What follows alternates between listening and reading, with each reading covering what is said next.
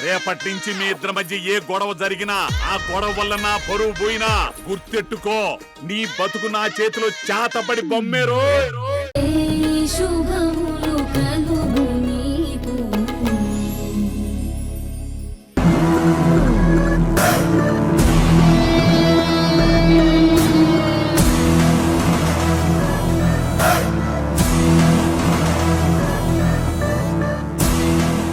బాబు నువ్వు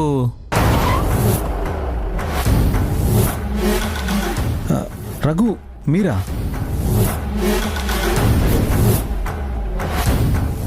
నానా ఈయన రఘు అని వారాహికి. అది మీ నాన్నగారికి తెలియక్కర్లేదు, తెలియాల్సింది తెలిస్తే చాలు.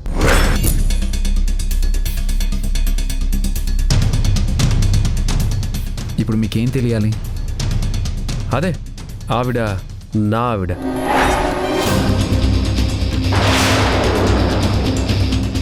ఆవిడ ఇక్కడుందేంటి అని.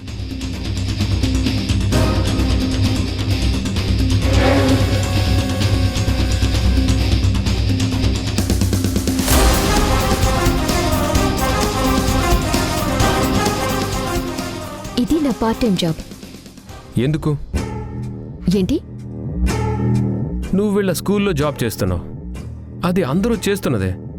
మరి మళ్ళీ స్పెషల్గా నువ్వొక్కదానివే వీళ్ళింటికొచ్చి పర్సనల్గా ఇక్కడ చేసే ఉద్యోగం ఎందుకు?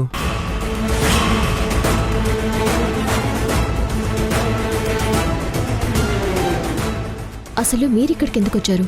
నీకోసం నేను ఎక్కడికైనా వస్తాను. నీ కాబోయే భర్తని కదా, ఆ హక్కు నాకుంటుంది.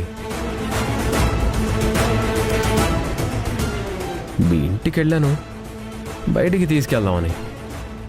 నువ్వు ఇక్కడుంటావని చెప్పారు.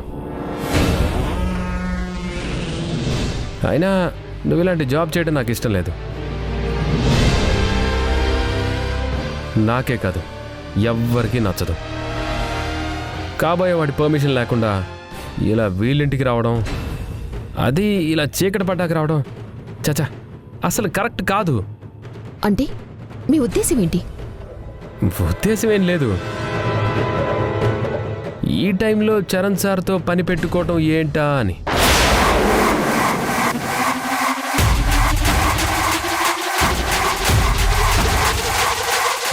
అంటే మీరు నన్ను అనుమానిస్తున్నారా? అనుమానం కాదు వారాహి, ప్రేమ. నీ మీద నాకు కలవలేనంత ప్రేమ ఉంది. మనలో మనకెంత ప్రేమ ఉన్నా బయట జనాలకి అనుమానమే ఉంటుంది కదా.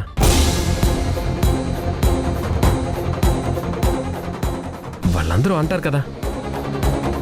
ఎక్స్క్యూజ్ మీ,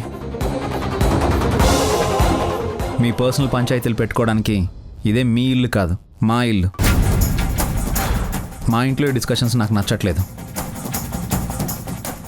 మీ ఇంటికే నా కాబోయే పెళ్ళాన్ని కావాలనే రప్పించుకోవడం నాకు నచ్చదు సార్.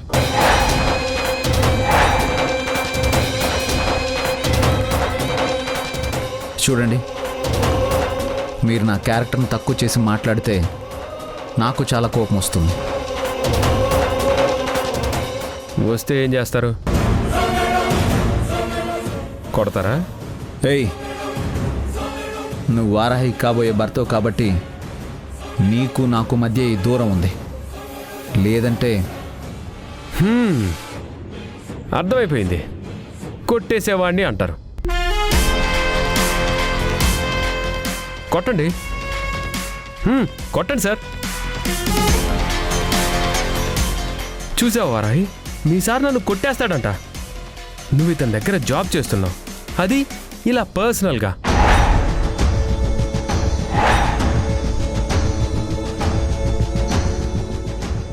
వద్దు వారాహి, నాకు అస్సలు ఇష్టం లేదు. నువ్వు ఇక్కడ జాబ్ చేయడానికి వీల్లేదు. పద వెళ్ళిపోదాం. నేను రాను.